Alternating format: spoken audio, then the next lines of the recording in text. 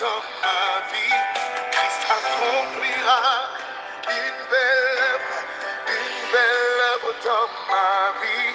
Christ accomplira une belle œuvre dans ma vie. Mon frère, ma soeur, ne te laisse intimider par aucune parole de limitation. Tu n'es pas ce que l'on dit que tu es, mais tu es ce que Dieu, qui est ton créateur, dit que tu es. Laisse l'Esprit de Dieu révéler en toi le plan parfait que Dieu a pour ta vie. Nous allons le déclarer encore. J'entends souvent dire, oh, j'entends. Shalom, shalom, bien-aimés en Jésus. Shalom, shalom, frères et sœurs, famille Rehoboth, auditeurs du monde entier, tous et toutes, que le Seigneur vous bénisse. Oui, notre Dieu a un plan parfait. Il a un projet excellent. Il a un poème merveilleux. Il a une destinée extraordinaire qu'il désire accomplir avec chacun de nous. Seigneur, ouvre nos yeux, donne la force à nos pas, augmente notre foi, apprends-nous à ouvrir les bras, donne-nous un cœur obéissant pour que dans les lignes, dans les chemins, dans les voies de cette merveilleuse destinée que tu as conçue, écrit, rêvé, projeté pour chacune de nos vies, nous puissions, au nom de Jésus, la découvrir, la connaître et la réussir. Gloire te soit rendue, Seigneur, au nom de Jésus. Amen, amen, amen.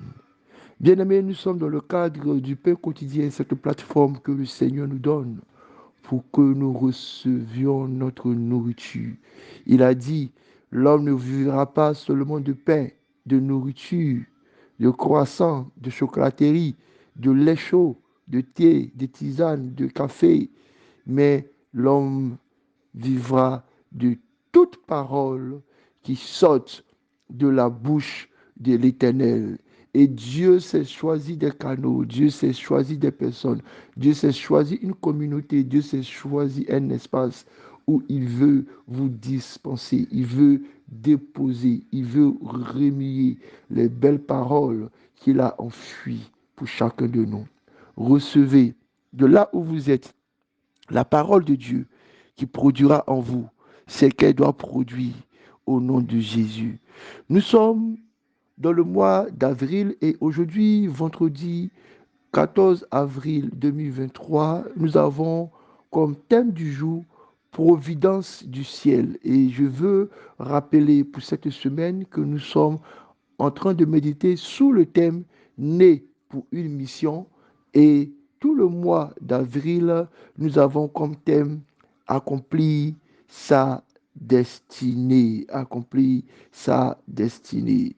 Et pour ce thème d'aujourd'hui qui est donc Providence du ciel, notre texte de méditation est tiré de Jean chapitre 3, verset 27 que nous lisons maintenant avec empressement et avec révérence. Jean chapitre 3, verset 27. Il est écrit, Jean répondit, un homme ne peut recevoir que ce qui lui a été donné du ciel. Un homme ne peut recevoir que ce qui lui a été donné du ciel. Bien-aimé, c'est l'apôtre, c'est le prophète Jean-Baptiste qui parle et qui répond. Quand plusieurs s'interrogeaient concernant son ministère, concernant sa personne, concernant le chemin qu'il emprunte concernant la révélation de sa vie, concernant sa sainteté et sa divine mission, concernant sa destinée. Il a dit, je ne suis pas le Christ. De toute manière, il faut que vous le sachiez. Même si je voulais tricher, même si je voulais vous mentir, même si je voulais être ce que je ne suis pas, même si je voulais corrompre moi-même mes propres destinées, même si je voulais vous tromper, sachez-le, ça ne servira à rien. Parce que personne ici-bas sur terre ne peut avoir ce qui lui a été donné du ciel. Personne ici-bas sur terre ne peut devenir ce qui a été autorisé depuis le ciel. Personne ici-bas sur terre ne peut aller au-delà de ce qui est permis dans le ciel. Bien-aimé, c'est une parole très profonde que le prophète Jean-Baptiste partage avec son entourage.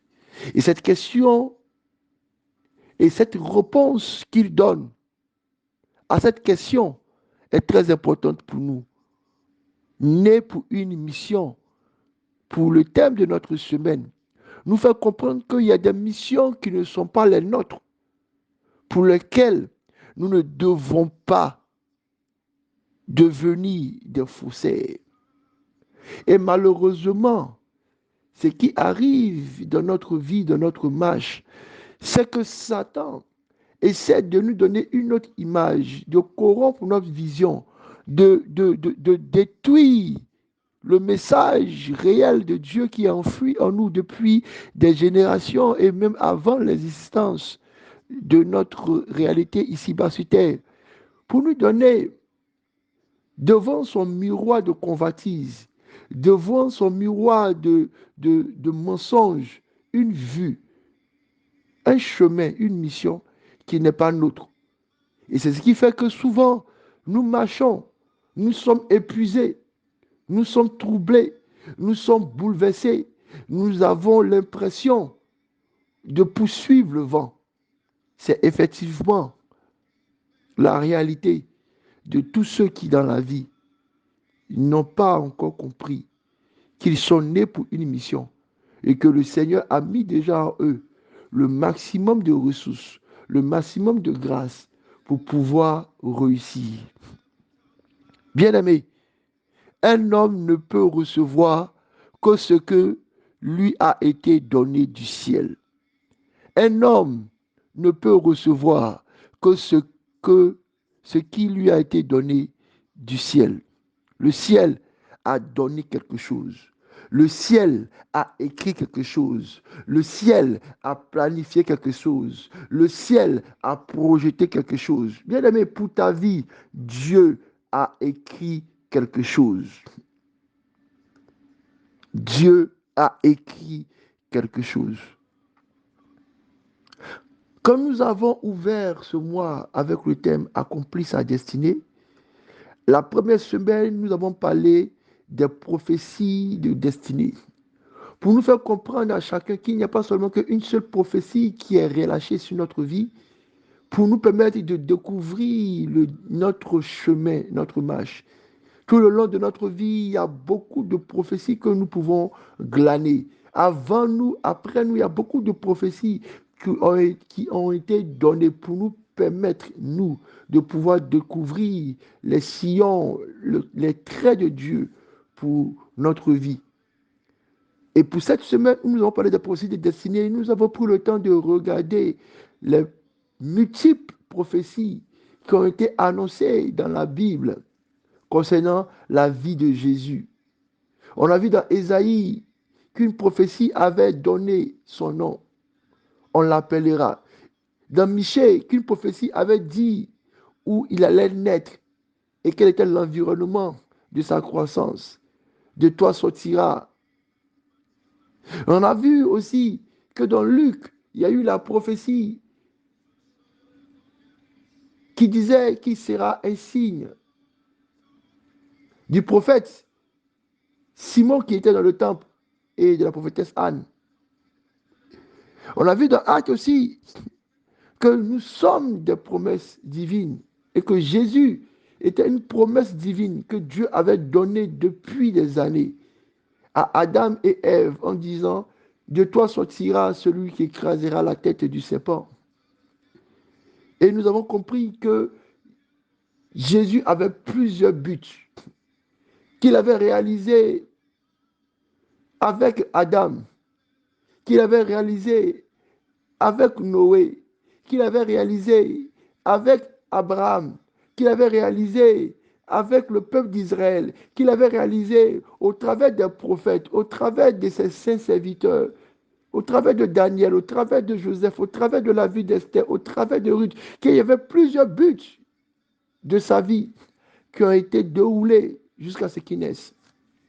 Et que par rapport à ça, nous aussi, nous sommes sûrs, nous savons, et cela est vrai, qu'il y a plusieurs paroles que Dieu a relâchées pour notre destinée, pour nous permettre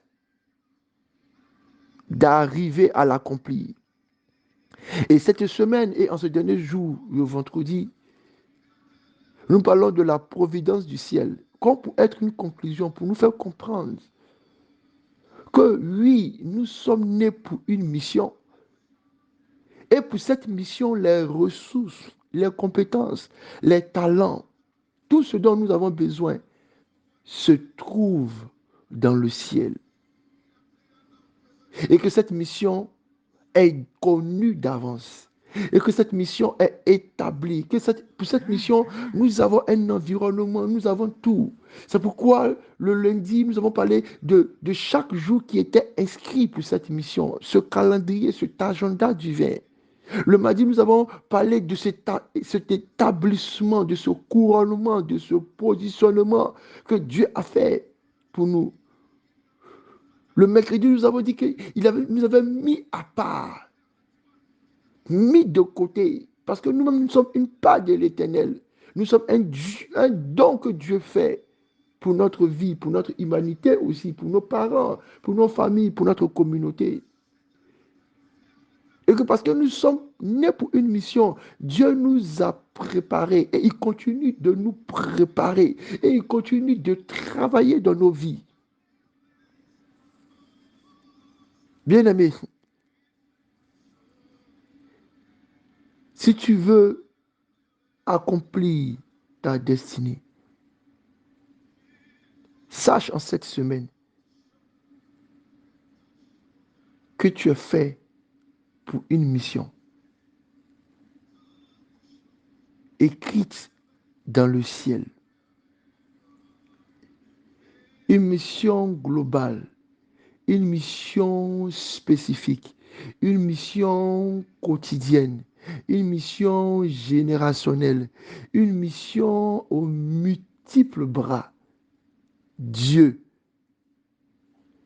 t'a donné une mission. Si tu es encore debout ce matin, si tu es encore vivant ce matin, c'est parce que il y a encore des missions que Dieu t'accorde. Lève-toi dans la réalité spirituelle. Ouvre tes yeux et lève-les dans les cieux. Tu y trouveras toutes les ressources, toute la providence du ciel pour que tu réussisses ta mission. Bien-aimé, ta mission est divine. Tu dois la réussir. Que le Seigneur fasse que nous réussissons tous cette belle mission. Et je vais terminer en ces mots. Parce qu'il a une mission spécifique pour chacun de nous. Et que cette mission-là nous permette d'être à part dans un département, dans des talents, dans des dons spécifiques. Il nous met tous ensemble pour accomplir au sein de l'Église et spécifiquement à l'Église de Rehoboth une mission puissante. Et cette année, le Seigneur nous a donné comme mission de travailler à la croissance, à la prospérité et à la visibilité. Bien-aimé, parce que cette mission sur cette église est déposée, je t'invite aujourd'hui à te lever en prière, à prier le Seigneur pour lui dire, Seigneur, donne-moi la providence pour ma croissance spirituelle. Donne-moi la providence pour ma croissance dans la promotion.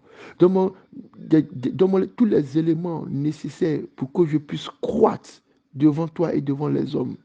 Pour que je puisse augmenter en prospérité. Pour que je puisse progresser et faire éclore, faire exploser mes dons et mes talents. Pour que cette lampe et cette lumière que je sois ne soient pas dans la timidité, ne soit pas cachée, qu'elle soit levée, qu'elle soit déposée sur la table et que ma lumière luise par la puissance de Dieu. Que le Seigneur entende tes prières au nom de Jésus. Bénédiction. Oh, s'il savait, oui, l'homme m'a